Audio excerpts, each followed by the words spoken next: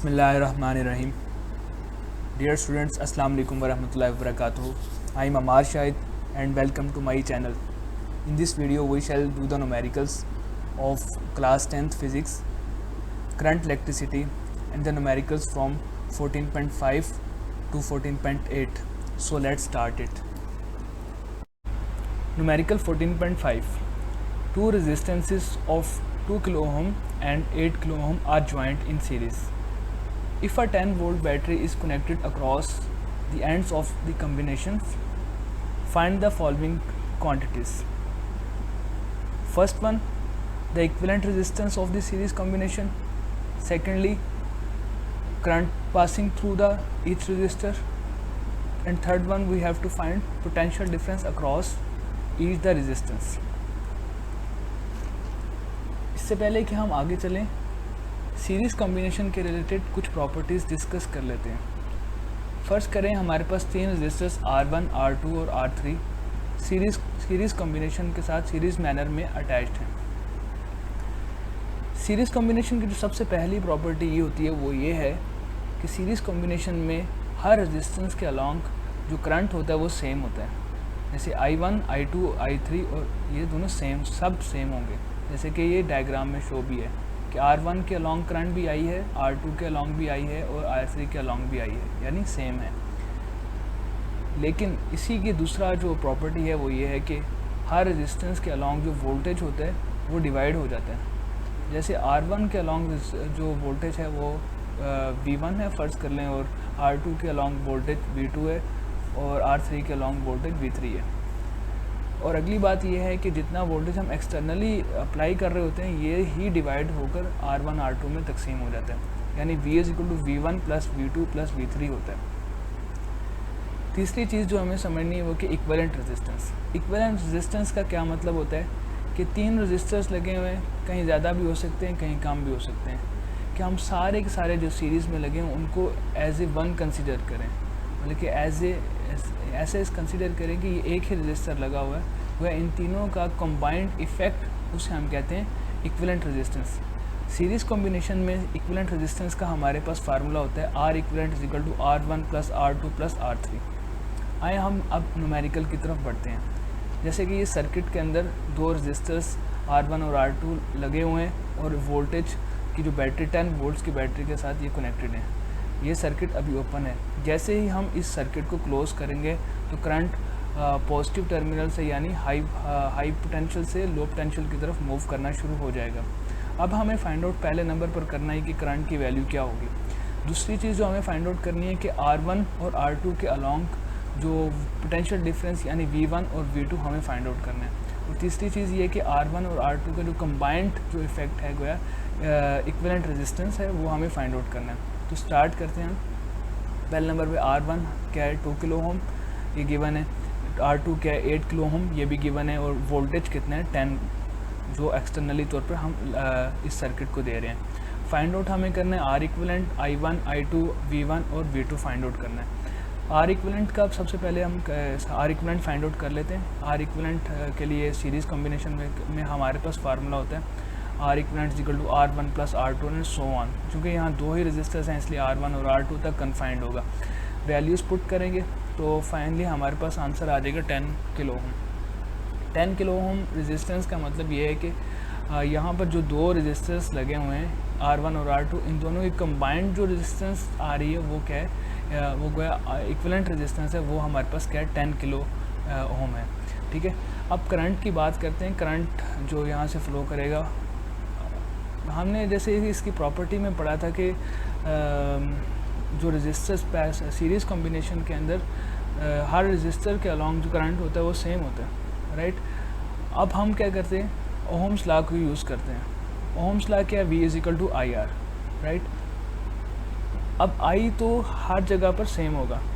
तब हम क्या करेंगे, ये R1 और R2 को एज ए वन कंसिडर करते हैं और ये इसके जगह हम R equivalent ले लेते हैं. ठीक है ना. जैसे इस सर्किट में मान लें एक ही रजिस्टर लगा हुआ है, वो क्या R equivalent है. ठीक है. तो वो ओम्स लॉ के मुताबिक V = IR होगा. ठीक है. वन रेजिस्टेंस का मतलब ये कि ये दोनों की कंबाइंड इफेक्ट ऐसे ही होगा कि जैसे वो 10 किलो ओम ही है. ठीक है. अब हमें क्या मालूम करना है, आई मालूम करना है, तो इसे रीअरेंज करेंगे तो I is equal to V over R आ जाएगा। वैल्यूज़ पुट करेंगे 10 वोल्टेज ओवर 10 किलो ओम, 10 और 10 आपस में कैंसिल आउट हो जाएंगे। फाइनली हमारे पास 1 ओवर 10 पावर्स 3 ये ओम आ जाएगा। अब 10 पावर्स 3 ऊपर जाएगा तो ये 10 टू द पावर -3 एम्पेयर बन जाएगा। 10 टू द पावर -3 ये एक इसका जो प्रीफिक्स होता है वो मिली होता है, तो हम लिखेंगे कि जो करंट है वो 1 मिली एम्पेयर है। इसी तरह से वोल्टेज की तरफ आते हैं। हम जानते हैं कि सीरीज़ कॉम्बिनेशन में हर रजिस्टर के अलॉन्ग जो वोल्टेज होता है वो डिवाइड हो जाता है, ठीक है। इसलिए ओहम्स लॉ के through V1 is equal to IR1 हो जाएगा, ठीक है। इसमें वैल्यूज सब्स्टिट्यूट करेंगे तो हमारे पास V1 2 वोल्ट्स आ जाएगा। सिमिलरली V2 के लिए हमारे पास फार्मूला होगा V2 is equal to IR2। Values इसमें पुट करेंगे तो हमारे पास जो V2 की वैल्यू होगी वो 8 वोल्ट्स आ जाएगी। तो ये कुछ वैल्यूज़ हैं, जैसे R1 के अलॉन्ग रजिस्टर्स के जो R1 के अलॉन्ग जो वोल्टेज है वो 2 वोल्ट्स होगा, R2 के अलॉन्ग जो वोल्टेज होगा 8 वोल्ट। जो ओवरऑल इस सर्किट में करंट जो फ्लो कर रहा है वो 1 मिली एम्पेयर का है। और इन दोनों रजिस्टर्स की जो इक्विवेलेंट रेजिस्टेंस है वो कितनी है, 10 किलो ओम। तो ये तो आपका हमारा 14.5 वाला न्यूमेरिकल था। नेक्स्ट न्यूमेरिकल 14.6 है। Two resistances of 6 kilo ohm and 12 kilo ohm are connected in parallel. A battery of 6 volt is connected across its ends. Find the values of the following quantities. Number A, equivalent resistance of the parallel combination. Number B, current passing through each resistance. Number C, potential difference across each resistance. इससे पहले कि हम आगे बढ़ें, parallel combination की कुछ properties discuss कर लेते हैं। जैसे कि यहाँ पर दिखाया गया हमारे पास 3 रजिस्टर्स हैं, R1, R2 और R3। इसकी सबसे पहली प्रॉपर्टी हमारे पास ये होती है कि हर रजिस्टर्स के अलॉन्ग जो करंट होता है वो डिवाइड हो जाता है, ठीक है। जैसे कि क्योंकि यहाँ पे पैसेजेस जो करंट गुजरने का पैसेज है वो उसके रास्ते चेंज हो जाते हैं, इसलिए करंट भी अल्टीमेटली डिवाइड हो जाता है। जैसे कि यहाँ पर डायग्राम में दिखाया गया कि आई करंट वोल्टेज पे बैटरी से आ रहा था, ठीक है। जैसे ही ये R1 से गुजरा तो I1 हो गया, R2 से गुजरा तो I2 हो गया और R3 से गुजरा वो I3 हो गया।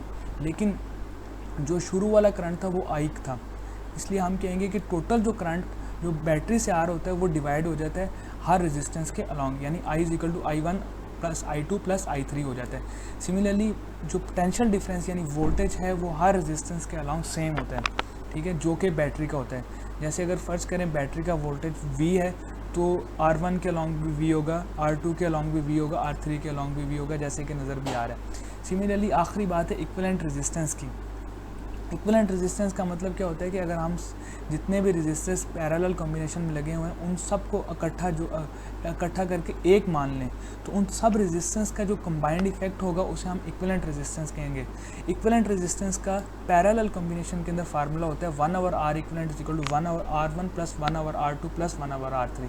आए ज़रा आप न्यूमेरिकल की तरफ चलते हैं। जैसे कि गिवन है, ये डायग्राम में भी आप देख रहे हैं R1 6 kilo ohm, R2 12 kilo ohm और V 6 वोल्ट्स गिवन है और सर्किट यहाँ पे ओपन है। जैसे ही हम सर्किट को क्लोज करेंगे तो करंट आई यहाँ से फ्लो करना शुरू कर देगा। जैसे ही इस पॉइंट पर आएगा तो करंट की दो डायरेक्शन, दो पैसेजेस होंगे। एक तो वो करंट होगा जो R1 के अंदर से गुजरेगा, उसे हम बोलेंगे I1, और एक दूसरा करंट होगा जो कि R2 में से गुजरेगा, उसे हम बोलेंगे I2। हमें I1 और I2 फाइंड आउट करना है। इसके साथ साथ हमें ये फाइंड आउट करना है कि R1 और R2 के अलॉन्ग पोटेंशियल डिफरेंस क्या है। तीसरे नंबर पर हमें ये फाइंड आउट करना है कि इन R1 और R2 की जो इक्विवेलेंट रेजिस्टेंस है वो क्या चीज़ है, वो कितनी है। गिवन डाटा में आते हैं, जैसे कि R1, R2 और वोल्टेज की जो वैल्यूज़ हैं वो पहले ही से गिवन है। हमें फाइंड आउट करना है R इक्विवेलेंट I1, I2 और V1 और V2, ठीक है।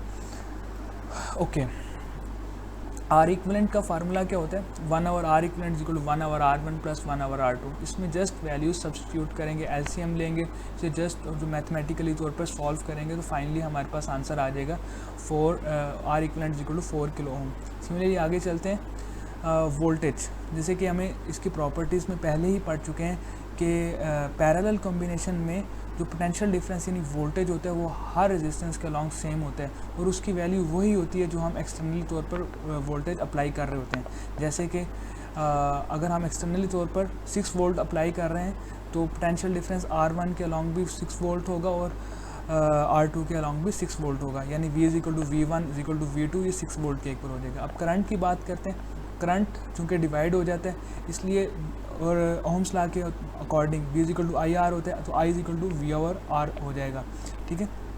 अब हम I1 की बात करते हैं, तो I1 is equal to V over R1 हो जाएगा। वैल्यूज़ इसमें पुट करेंगे तो फाइनली हमारे पास आंसर आ जाएगा 1 इंटू 10⁻³ एम्पेयर। यहाँ पे जो प्रीफिक्स मिली है वो पुट करेंगे 10⁻³ की जगह, तो हमारे पास I1 आ जाएगा 1 मिली एम्पेयर।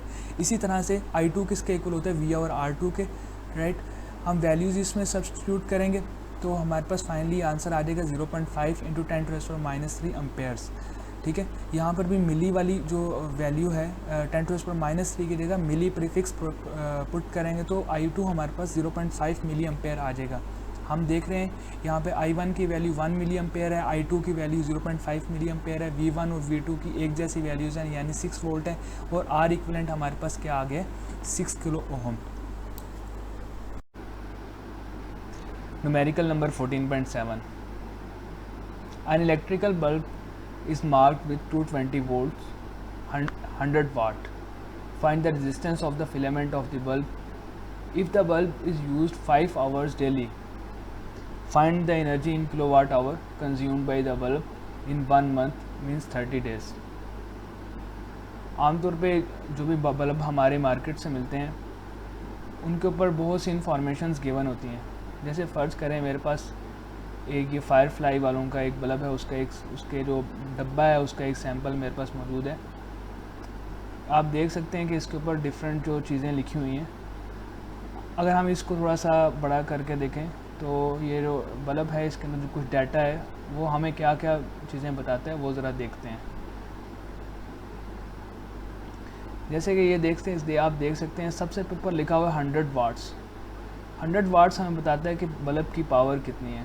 इट मीन्स डैट जहाँ पर लिखा हुआ है 100 वाट्स, तो इसका मतलब ये हो कि बल्ब जो यूज़ हम कर रहे हैं उसकी पावर है 100 वाट। इसी के साथ 220 वोल्ट का मतलब है कि ये जो बल्ब है ये एक्सटर्नल वोल्टेज 220 वोल्टेज पर ऑपरेट होगा, राइट। इसी तरह से जब AC लिखा होता है तो इसका मतलब कि ये अल्टरनेटिंग करंट के साथ चलेगा, राइट। और इसी तरह से ये जो लिखा है 50 और 60 हर्ट्ज़, इसका मतलब फ्रीक्वेंसी होता है, ठीक है। यानी ये बल्ब 50 और 60 हर्ट्ज़ के दरमियान की फ्रीक्वेंसी के लिए बना है और AC करंट के लिए बना हुआ है। इसी तरह से ये 220 वोल्ट पर ऑपरेट होगा और इसकी पावर कितनी है, 100 वाट्स है। सपोज़ इसी बल्ब के लिए हमारे पास एक सर्किट जैसे कि ये शो भी हो रहा है, 220 वोल्ट्स हम दे रहे हैं इसको और इसकी पावर कितनी है, 100 वाट। अब टाइम की अगर हम बात करें कि कितनी देर के लिए जला है, तो ये कहते हैं कि 5 आवर डेली, यानी रोज़ाना 5 घंटे चलता है। इसका मतलब ये हुआ कि एक महीने के लिए 5 into 30 hours, it means that 150 hours हो जाएंगे। दूसरे अल्फाज में हम यूँ कहेंगे कि ये जो बल्ब है 150 आवर्स के लिए जल रहा है, यानी ऑन हो रहा है। अब हमें क्या क्या फाइंड आउट करना है, यहाँ सबसे पहले हम गिवन डाटा देखते हैं। गिवन डाटा वोल्टेज गिवन है, साथ में पावर गिवन है और साथ में टाइम गिवन है। हमें फाइंड आउट करना है इस बल्ब की जो फिलामेंट है उसकी रेजिस्टेंस फाइंड आउट करनी है, और साथ में एक महीने के अंदर किलोवाट आवर में एनर्जी कितनी कंज्यूम की है इस बल्ब ने, ये फाइंड आउट करना है। तो सबसे पहले रेजिस्टेंस की तरफ आते हैं। रेजिस्टेंस के लिए हमारे पास जो फार्मूला है वो हम ये यूज़ करेंगे, P=V²/R। ये बेसिकली पावर का फार्मूला होता है, P=V²/R। अब चूँकि हमें यहाँ पे रेजिस्टेंस चाहिए तो थोड़ी सी रीअरेंजमेंट करेंगे, जैसे कि यहाँ पे देख सकते हैं। तो फार्मूला पुट करेंगे P=V²/R, तो R की वैल्यू क्या हो जाएगी, V²/P। अब जस्ट वैल्यूज़ अंदर सब्स्टिट्यूट करेंगे, आफ्टर कैलकुलेशन हमारे पास रेजिस्टेंस 484 ओम्स आ जाएगी। नेक्स्ट हमने फाइंड आउट करना है energy in kilowatt hour. Kilowatt hour में जो एनर्जी होती है उसका फार्मूला होता है कोई भी डिवाइस जो गिवन है उसकी पावर कितनी है डिवाइडेड बाई 1000, ठीक है। 1000 से डिवाइड करने का जो इसका पर्पस ये होता है कि हमारे पास किलोवाट में आंसर आ जाए, तो किलोवाट आवर में तो इसका आंसर आ गया। इसके बाद टाइम इन आवर्स, यानी कितने घंटों के लिए चल रहा है ये टाइम, ठीक है। अब इस सब का जो आंसर आएगा वो उसका यूनिट होगा किलोवाट आवर, और किलोवाट एक एनर्जी का आवर, एक किलोवाट आवर एक एनर्जी का यूनिट होता है। तो यही फार्मूला पुट करके हम आंसर निकाल सकते हैं। एनर्जी इन किलोवाट आवर के लिए ये फार्मूला है। अब जस्ट इसमें वैल्यूज़ पुट कर रहे हैं। पावर हमारे पास 100 है डिवाइडेड बाई 1000 और 150 आवर्स के लिए चला है, तो 150 यहाँ पर पुट कर देंगे। साथ में जो यूनिट आ जाएगा वो किलोवाट आवर होगा। इसको मज़ीद कैलकुलेट करेंगे तो फाइनली हमारे पास 15 किलोवाट आवर आ जाएगा। तो इट मीन्स डैट के 15 किलोवाट आवर इस बल्ब ने energy consume, electrical energy consume की है, और 484 ओम इसका रेजिस्टेंस है। Numerical 14.8 an incandescent bulb with an operating resistance of 95 ohm is labeled 150 watt. Is this bulb is designed for 120 volt circuit or 220 volts circuit? एक incandescent bulb है जो कि 95 ओम पर ऑपरेट होता है, और उसके जो डब्बा है उसी के ऊपर लिखा हुआ है कि ये 150 वाट का है। इट मीन्स डैट कि वो 150 वाट पावर है उसकी, राइट। इससे पहले कि हम आगे चलें हमें एक कुछ चीज़ों का पता होना चाहिए। जैसे यूनाइटेड स्टेट में यानी अमेरिका के अंदर, कनाडा में, जापान में, ताइवान में, सऊदी अरब, नॉर्थ अमेरिका और सेंट्रल अमेरिका और नॉर्थर्न साउथ अमेरिका के कुछ हिस्सों में जो मेन वोल्टेज सप्लाई होती है वो 120 वोल्ट्स होती है तकरीबन। 120 से थोड़ा आगे पीछे भी हो सकती है, 130, 110 भी हो सकती है। तो वहाँ के जितने भी सर्किट्स बनाए जाते हैं, वहाँ जितनी भी अप्लायंसेस होती हैं, वो 120 वोल्ट के मुताबिक ही उनका सर्किट होता है। इसी तरह से बाकी मोस्टली जो पॉपुलेशन है, जैसे यूरोप है, अफ्रीका है, एशिया जिसमें हमारा पाकिस्तान भी आता है, ऑस्ट्रेलिया, न्यूजीलैंड और साउथ अमेरिका का बहुत ज़्यादा हिस्सा, वहाँ पर जो मेन वोल्टेज होती है वो अप्रॉक्सीमेटली 220 वोल्ट्स होता है। ठीक है। अब क्वेश्चन हमारा ये है कि बल्ब का जो वोल्टेज फाइंड आउट करना है कि वो 120 के लिए बनाया गया या 220 के लिए बनाया गया। तो बल्ब की पावर क्या 150 वाट्स और रेजिस्टेंस कितनी है 95 ओम। गिवन डाटा में आ जाएगा रेजिस्टेंस और पावर। सिमिलरली वोल्टेजेस हमने फाइंड आउट करने हैं। हमारे पास जो फार्मूला है इन तीनों क्वांटिटीज़ को रिलेट करने के लिए, यानी पावर को, वोल्टेज को, रेजिस्टेंस को रिलेट करने के लिए, तो वो है P=V²/R, राइट। वही वैल्यू, वही फार्मूला यहाँ पर हम पुट करेंगे, P=V²/R। अब जब के हमें वोल्टेज चाहिए तो V² आ जाएगा P×R। P और R की वैल्यूज़ पुट करेंगे तो 150 × 95 आ जाएगा। ठीक है। तो इन दोनों को मल्टीप्लाई करके 14250 आ जाएगा। स्क्वायर रूट लेंगे, taking square root on both side, तो V की वैल्यू हमारे पास आ जाएगी 119.37, क्योंकि अप्रॉक्सीमेटली 120 वोल्ट्स के इक्वल है।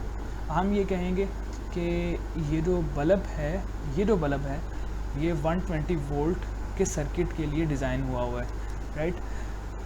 तो ये तो थे कुछ न्यूमेरिकल्स जो सेकंड पार्ट के थे करंट इलेक्ट्रिसिटी के।